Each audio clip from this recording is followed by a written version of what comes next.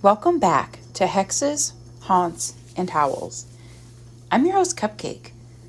Tonight is episode 6 of the Cryptid Files, a series where we explore the creatures that lurk on the edges of folklore and fear. Tonight's episode is a little different, not because the subject is louder or more extreme, but because it's heavier. So before we go any further, I want to set the tone clearly and deliberately. This is not a show about convincing you to believe in something. And it's not a show about laughing at people who already do.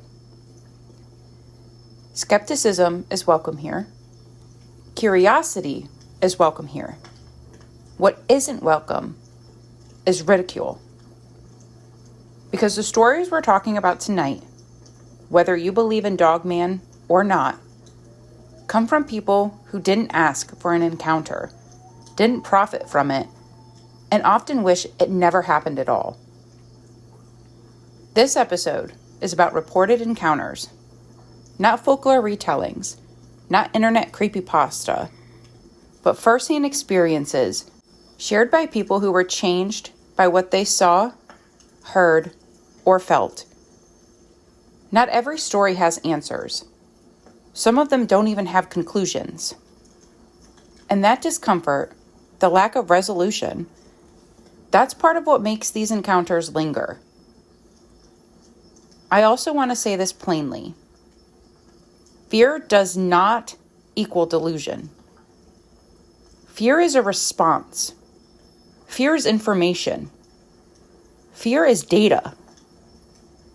Especially when the same fear shows up in the same ways across different places, across different people who have nothing to gain by telling these stories. So as we move through this episode, there are a few ground rules I have to ask you to keep in mind. First, do not ridicule any witnesses. You don't have to agree with their interpretation to respect their experience. Second, no gore. No shock for shock's sake. What makes these stories disturbing isn't blood or violence. It's the restraint. It's what doesn't happen. Third, we focus on patterns, not proof. This isn't a courtroom. It's an archive. And archives are about repetition, consistency, and anomaly, not verdicts. And finally, fear is data. When people describe the same dread, the same silence, the same sense of being watched or judged, that matters. Whether you believe in Dogman as a creature or not. Tonight isn't about whether Dogman exists. It's about why so many people wish they'd never seen it. Let's begin. So what exactly is a Dogman?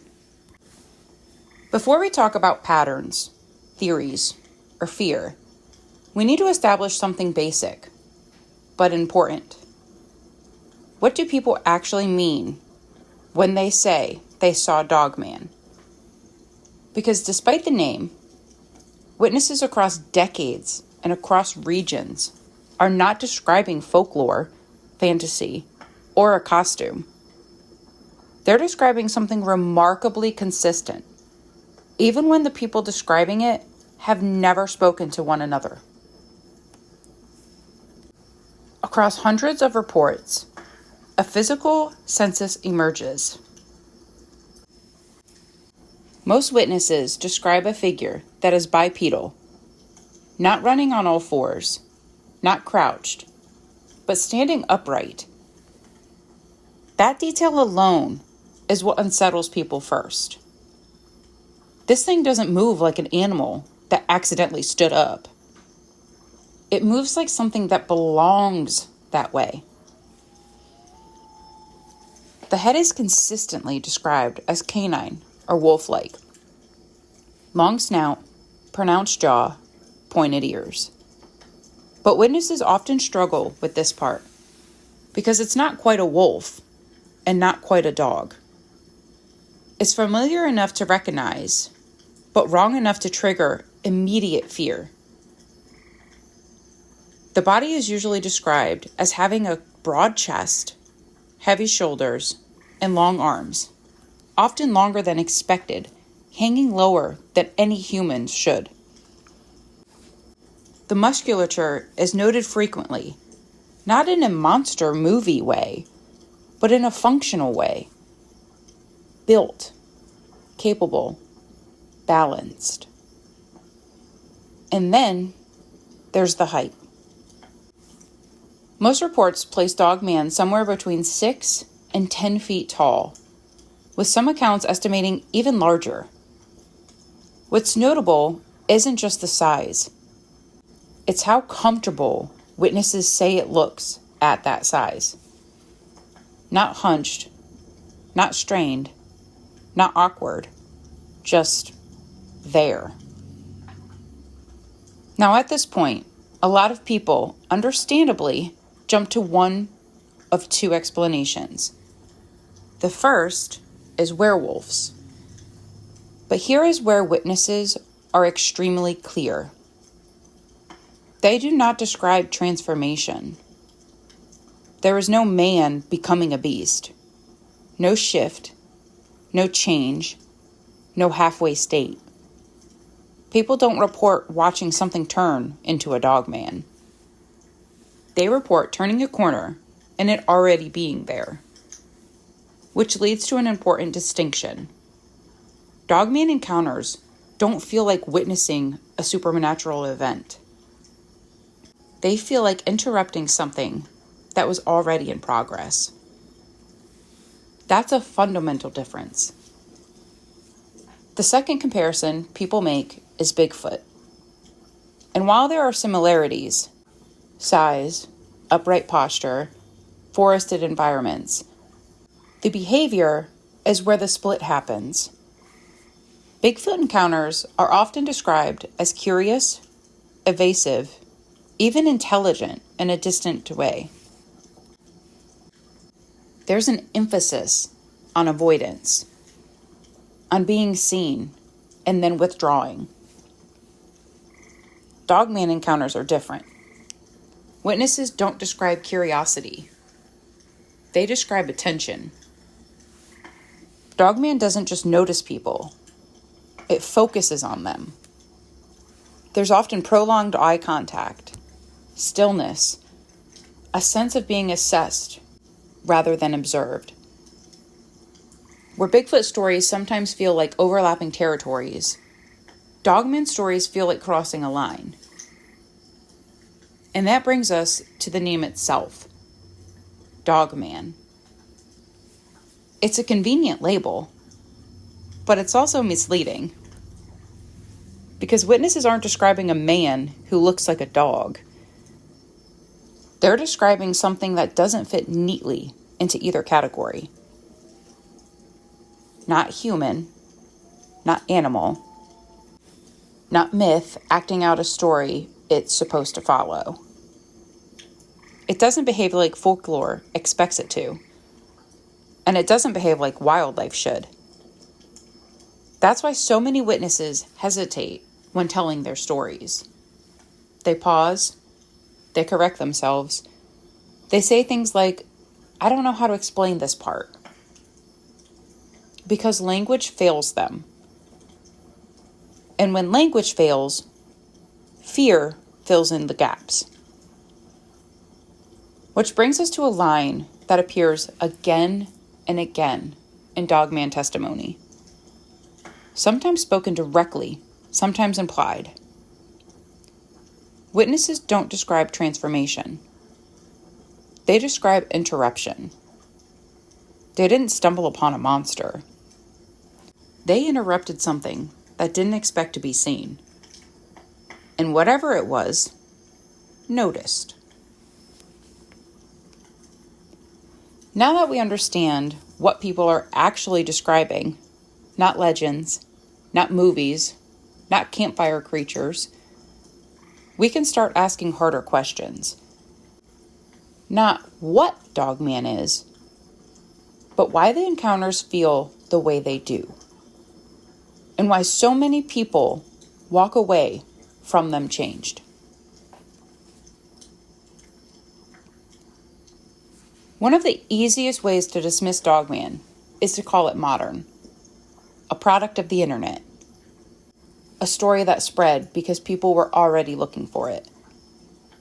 But when you pull back far enough, long before message boards, podcasts, or viral videos, you start to see something uncomfortable. This isn't new. Long before Dogman had a name, cultures across the world were telling stories about upright canines, not as monsters, but as symbols of boundaries. In ancient traditions, wolfmen were rarely chaotic creatures. They were often guardians, watchers, or punishers. Beings that appeared at the edges of civilization, not in the center. They didn't hunt villages.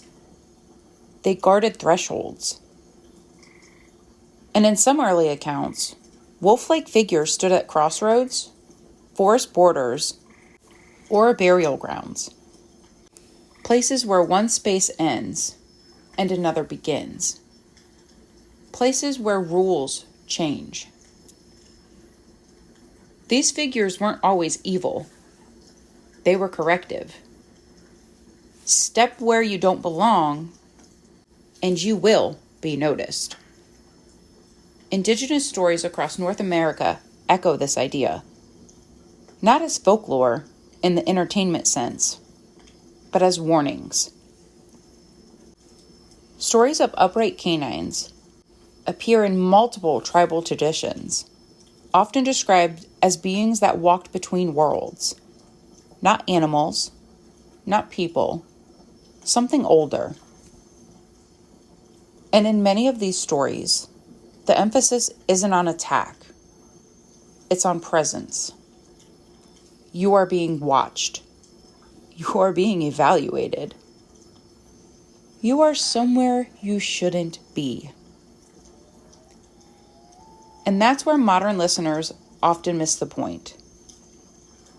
These stories weren't meant to scare children.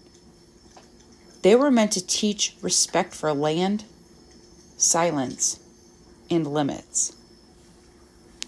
When we move across the ocean to Europe, the parallels continue, but the framing changes. European folklore leans heavily into curses. The wolfman becomes something made, not something that simply exists. A punishment, a consequence, a loss of humanity. That framing makes sense in a culture obsessed with moral transgression. But what's interesting is this. American Dogman reports don't follow that structure. There's no sin, no transformation, no moral lesson tied to personal behavior. Instead, there's territory. Which raises an uncomfortable question. If this were just imported folklore, why did it evolve differently here? The answer may lie in timing. Because something changes in the reports after the 1980s. That's when the sightings increase, not explode, but steadily rise. And it coincides with three major shifts. The first is logging. Large stretches of forest were cleared or fragmented. Old growth disappeared. Migration paths were disrupted. Areas that once had been untouched for generations suddenly became accessible. The second is suburban expansion. Housing developments push outward, not inward. People didn't move into cities, they moved into margins. Tree lines became backyards. Wildlife corridors became school zones. The third is highway systems cutting through wilderness. Roads didn't just connect places, they cut them open. They created long, narrow borders where humans and wild spaces constantly intersect. And that's exactly where many Dogman encounters happen. Not deep in the woods, not in cities, but along edges, pullouts, back roads, tree lines. Places where one step takes you out of the known world. Now here's where the stories diverge. Some historical accounts describe these beings as curses, something tragic, broken, or punished. Others describe them as protectors, guardians of the land, boundaries, or balance. But modern Dogman encounters don't quite fit either category. They don't feel like curses, and they don't feel benevolent. They feel corrective. Witnesses aren't chased down. They aren't hunted. They're stopped. They're watched until they leave. They're followed until they cross back. They're frightened into retreat. Which leads to a chilling reframing. Modern Dogman encounters don't sound like folklore repeating itself. They sound like territorial enforcement, as if something ancient didn't change, but our presence did. And once you start looking at Dogman through that lens, the encounters stop feeling random. They start feeling reactive. And that brings us to the next question. If these beings appear at borders and to respond to intrusion, why do they appear where they do?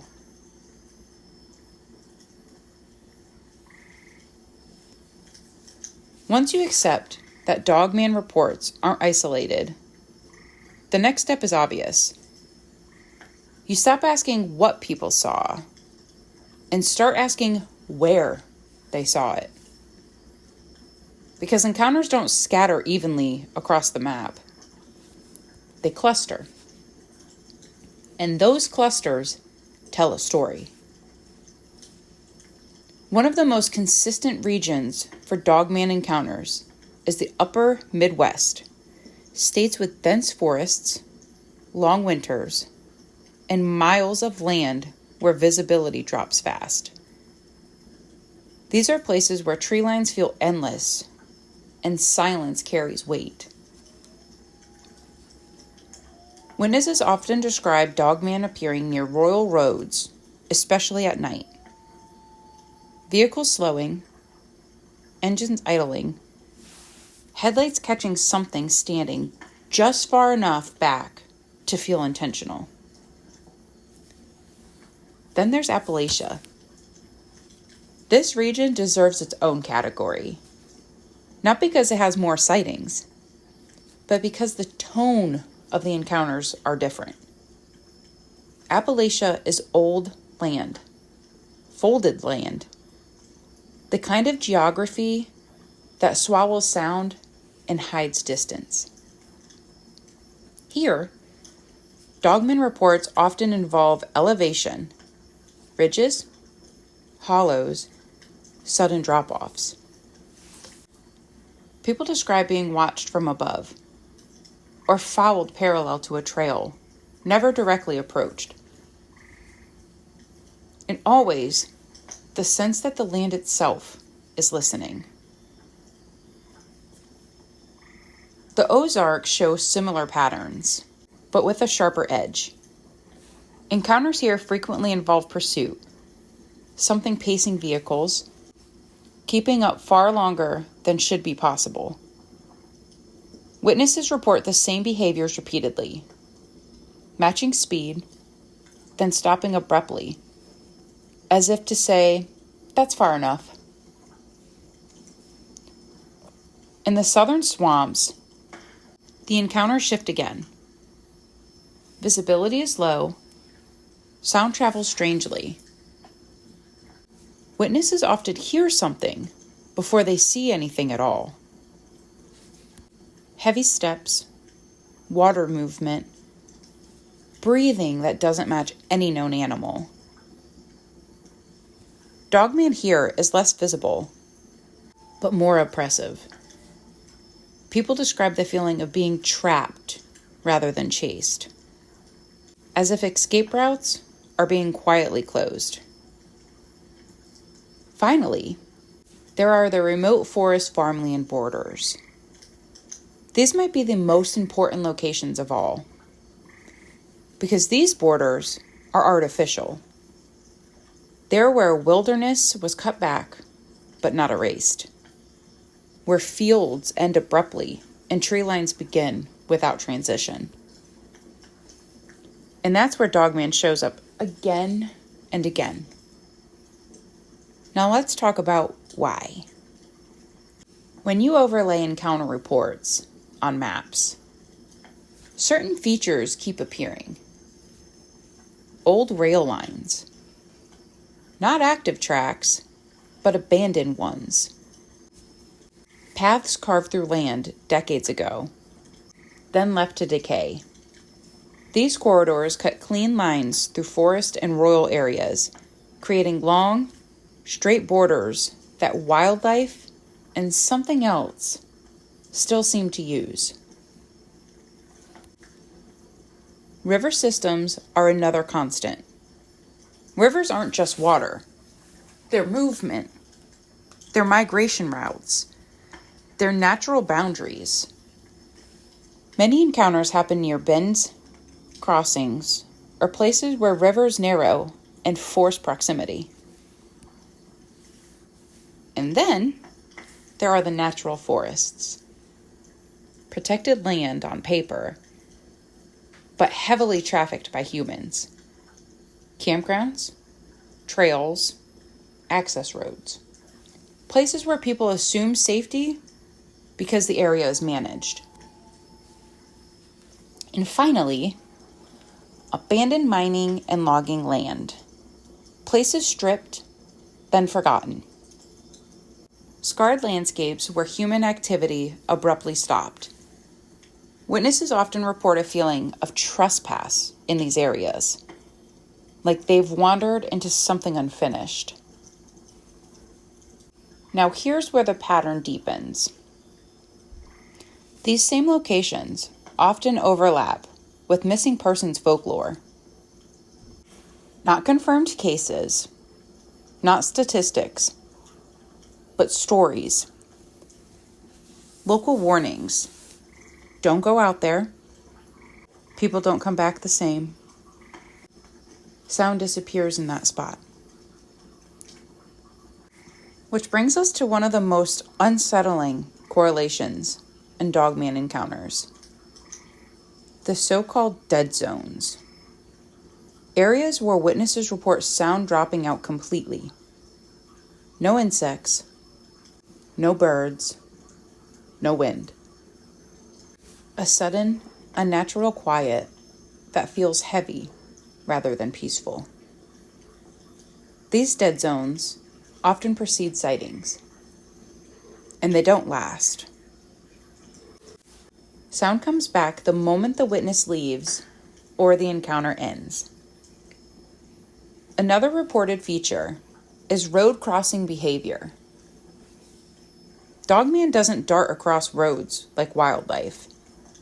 It steps out deliberately, often slowly, sometimes stopping in the middle of the road, forcing vehicles to stop.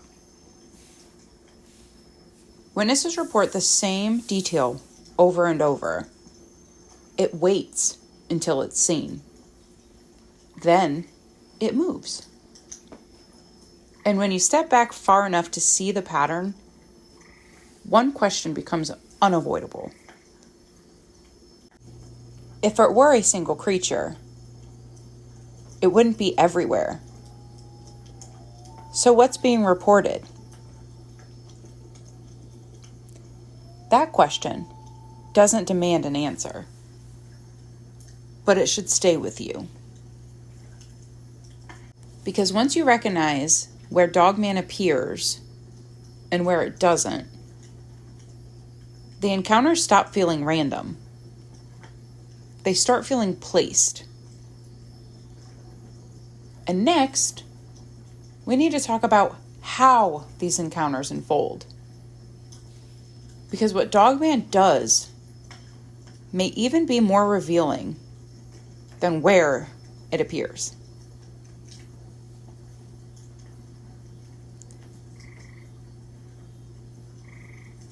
Before we get into this, a note for the listeners. These types come from patterns and testimony, not from any official taxonomy.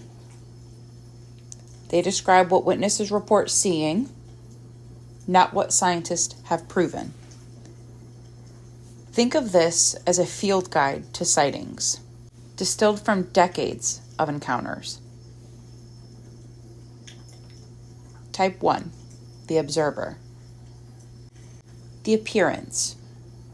Slightly smaller than the other types, humanoid posture, canine or wolf-like head, broad shoulders, but not overly muscular. Standing typically 6 to 7 feet tall. Their eyes are often reported as piercing or reflective, always watching. Coat color blends with shadows, browns, blacks, or grays. They typically stand at tree lines, but don't approach. The focus is on observation, but the visual presence alone triggers dread. The observer is subtle. It looks humanoid, but wrong enough to trigger that something isn't natural here feeling. Type 2 is the stalker. They appear leaner and more elongated than the observer. Arms longer, reaching nearly to knees. Face is canine, but sharper. Jaw often described as angular. They stand 7 to 8 feet tall. They move with controlled grace. Eyes follow movement, often seen pacing alongside roads or the edges of camps. Coat tends toward dark gray or black. The impression they leave, a visual presence that feels deliberate. You notice it not because it moves suddenly, but because it seems to keep pace with you, always at the edge of being recognized. Type 3 is the enforcer. They appear muscular, broad-chested, and imposing. Wolf-like head with pronounced jaw and often bared teeth. Posture is upright and dominant. They typically stand between 8 to 9 feet. The hair is darker and thicker. Eyes intense, often described as glowing in dim light. The presence radiates power. The enforcer is visually intimidating. Witnesses describe a "you're too close" energy that comes purely from how it stands, moves, and holds itself. Even from a distance, it demands space. Type 4 is the mimic. They appear medium build, humanoid, with canine features. Head and muzzle may look normal at first, but subtle distortions. Elongated snout, odd ear placement, asymmetry makes it uncanny. They stand 6 to 8 feet tall. Often reports note the mouths move in ways that mimic human expressions. Vocalizations may sound dog-like or eerily human. It visually unsettles by being almost familiar, but wrong. Witnesses report unease from subtle visual cues. The way it tilts its head, the way its eyes track movement. Type 5 is the silent giant. Their appearance is massive, towering, often described as 9 to 10 feet tall, sometimes more. Broad, heavily muscled, canine head with heavy jaw, limbs proportionately long. Completely silent, unmoving for extended periods. Coats vary, often darker, blending into night.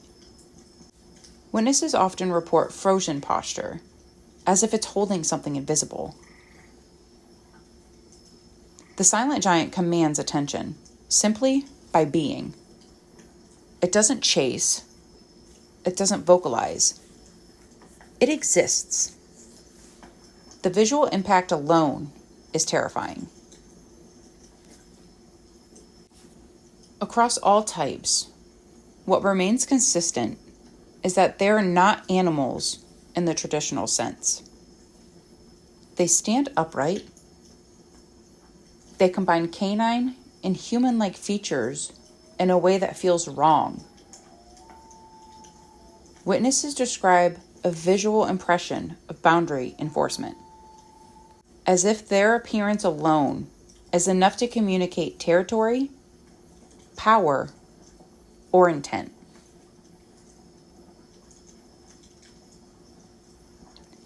Now that we've seen the different types of Dogman, how they look, how they vary in size, in posture, and expression, it's time to talk about what they do. Because this is where belief starts to shift into unease. Where witnesses don't just wonder what they saw, but why it felt so wrong. Across hundreds of reports, some patterns emerge again and again.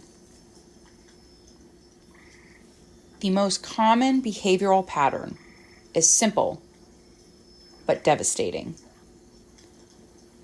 Witnesses describe eyes that lock on and stay on. Not for a moment, not by accident, but for long stretches of time. People say they feel exposed, like someone or something is reading everything they are, everything they intend, and everything they might do. Even from a distance, this stare is unnerving. It freezes people, forces them to move carefully, forces them to behave. Some reports note that if you break eye contact, the creature doesn't give chase. It's not hunting in the traditional sense, but the weight of its gaze remains heavy in memory long after it disappears. Another consistent pattern is subtle facial expression, smiling, lip pulling, almost human gestures. This isn't a cartoonish grin. It's often described as off, uncanny, wrong. A half smile that seems to mock, measure, or warn without words.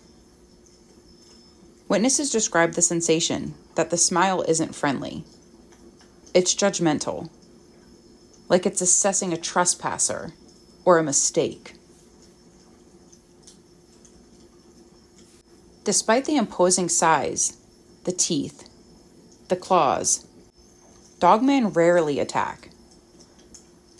Witnesses often note that whatever threat is implied, it's never completed.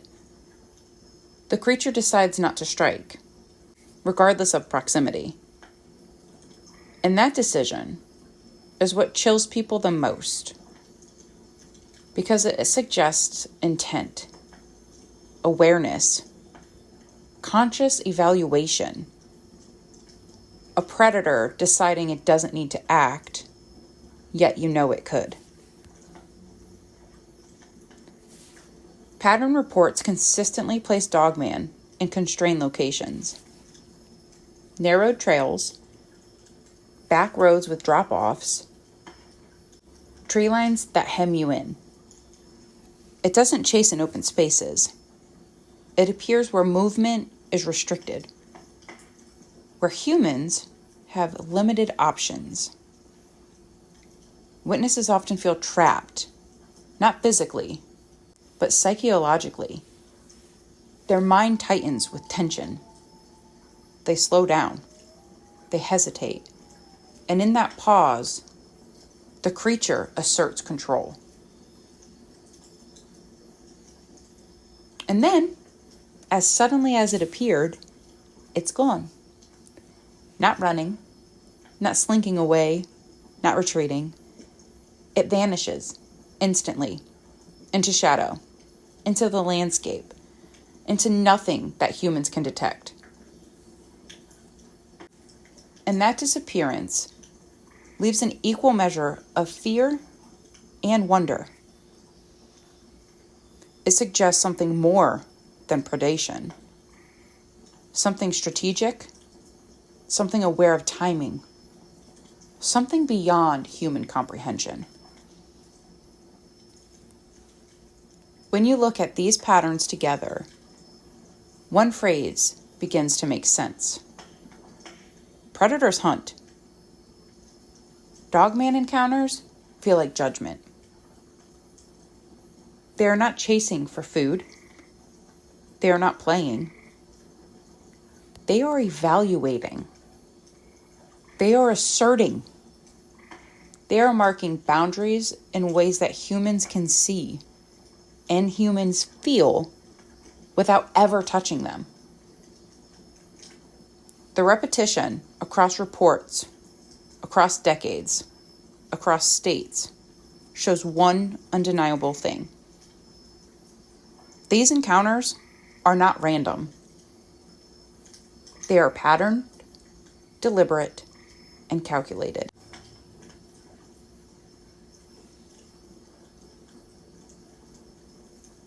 We've talked about how Dogman looks. We've talked about how it behaves. Now let's talk about what it does after the encounter. Not physically, but to the person who saw it. Because this is where the stories become deeply human. The first pattern is silence. Many witnesses never tell anyone, not friends, not family, not authorities. The reasons are familiar. Fear of ridicule, fear of being called crazy, or fear of not being believed. Some people keep the encounter a secret for decades. They carry it alone. And that alone creates a unique kind of tension, a memory that haunts quietly without anyone validating its reality. Another pattern is sudden, often inexplicable phobias. People who once enjoyed quiet walks in the woods suddenly feel panic in tree lines. Campfires and back roads become sources of stress. Even dogs barking or shadows moving in the night can trigger adrenaline spikes. These aren't imagined fears. They're conditioned responses, anchored to something they literally saw. Dreams are another common symptom. Witnesses describe recurring nightmares, shapes in the corner of the room, tall, shadowed figures standing at the edge of the bed, eyes that seem to follow, even in sleep. The details often mirror the encounter exactly: the height, the posture, the intensity of the gaze. And yet, the nightmares aren't always violent. They're observational. unsettling because someone or something is watching, even when the dreamer is alone. Beyond fear, there's a behavior change. People avoid areas where the encounters happened. Trails are skipped, backroads left untraveled.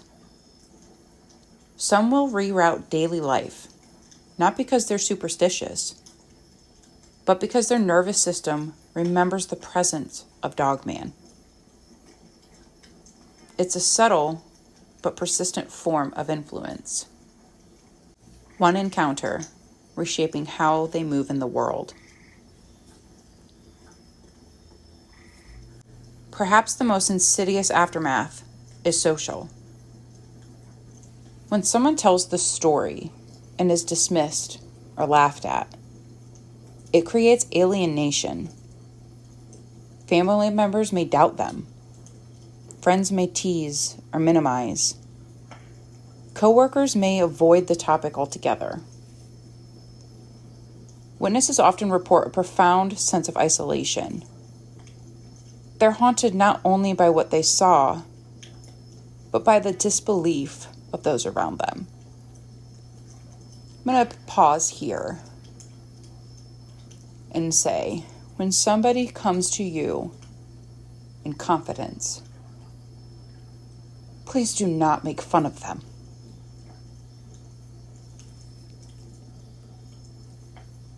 Across these patterns, one thing becomes clear. Trauma doesn't require teeth marks. Sometimes being seen is enough.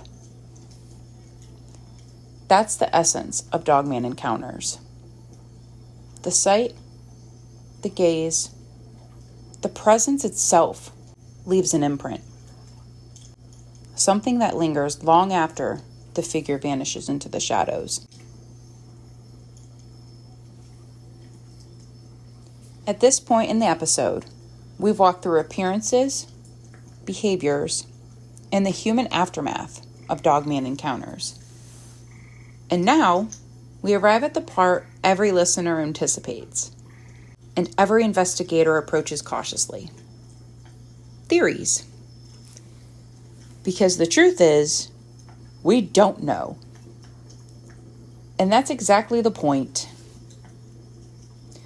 The first, most literal possibility is that Dogman is simply an undiscovered species. A large, bipedal predator that has avoided classification. Maybe it evolved alongside wolves or bears. Maybe it occupies a niche that humans rarely intersect. Proponents of the idea point to consistent physical descriptions, repeated patterns across regions, and the fact that witnesses often report behaviors unlike any known animal. But if this were a biological species, why so few physical traces? Why so few bodies, fur samples, or genetic evidence? And yet, it's worth considering, because for some encounters, the simplest explanation may still be something living, flesh and blood, unseen. The second lens is less literal, interdimensional, or liminal phenomena. These accounts treat Dogman as something that exists on the edge of perception, not bound by ordinary space and time. Witnesses describe impossible movements, appearing where escape routes narrow, disappearing instantly, vanishing into shadow. Could it be a creature that isn't always here in the way we are? Something that slips between realities, crossing into ours only briefly. This theory doesn't explain everything, but it does fit patterns we can't account for with biology alone. Another perspective is psychological, cultural, or symbolic. Dogman as a thought form or an archetype.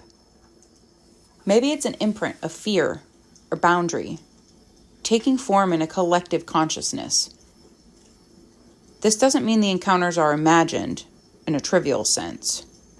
People are seeing something, they're feeling something,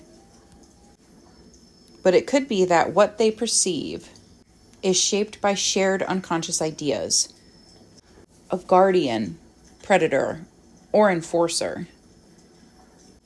This lens focuses on what the creature represents rather than what it literally is. Some reports suggest a role beyond self-preservation or predation. Dogman is an environmental guardian.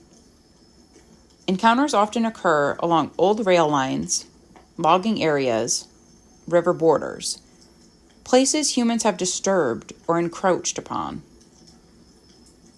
This theory interprets Dogman as protecting boundaries, regulating access, and maintaining balance in its domain. It reframes the terror, not as malicious, but as corrective, a warning embedded in form and presence. Finally, there is the human-centered theory that Dogman may be, in part, a shared psychological response to isolation, fear, and wilderness exposure. Humans in the margins of forest, backroads, or empty farmland can be hyper-aware. Our minds construct threat patterns. The environment primes anxiety. And sometimes, these encounters coalesce into something strikingly consistent. A tall, upright canine figure, watching silently.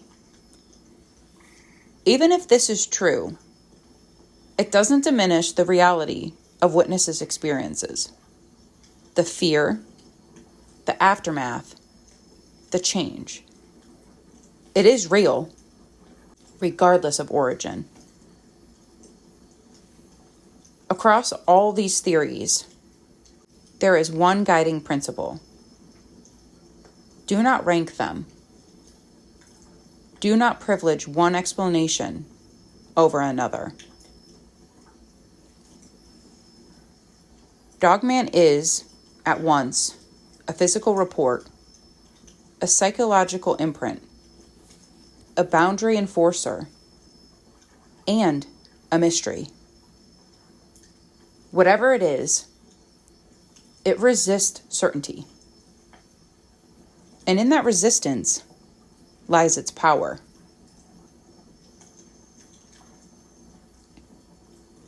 As we come to the end of tonight's episode, I want you to take a breath. The stories we've shared of Dogman, of encounters, of dread, aren't just tales to make the hair stand on end. They're reminders. Reminders that wilderness doesn't belong to us. Reminders that there are spaces where humans are the intruders, not the owners. Some things simply do not want witnesses. We've talked about appearance, behavior, aftermath, and theories. But the common thread isn't biology, or legend, or psychology. It's presence. Silence in these reports is not peaceful. It's a warning, a boundary, a message that something is watching, and it is not neutral. And maybe that's the most unsettling truth.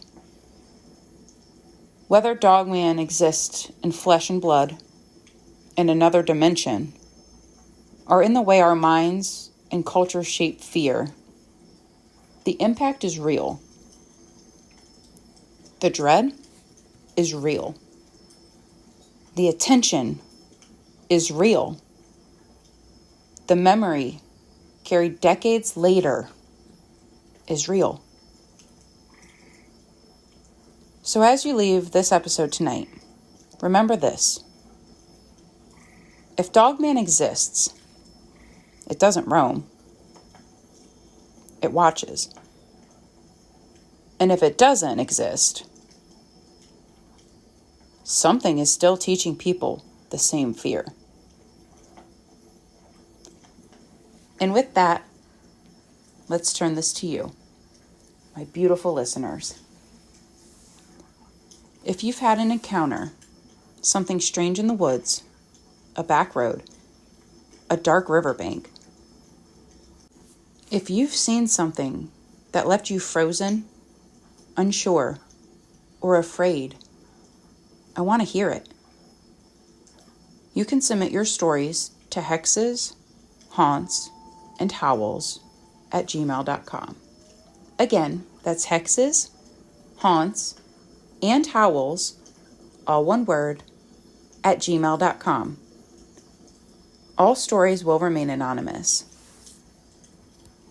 Your experience matters, and it may help others see patterns we can't fully explain. As always, thank you for listening to Hexes, Haunts, and Howls. I'm your host, Cupcake. Until next time, stay sweet.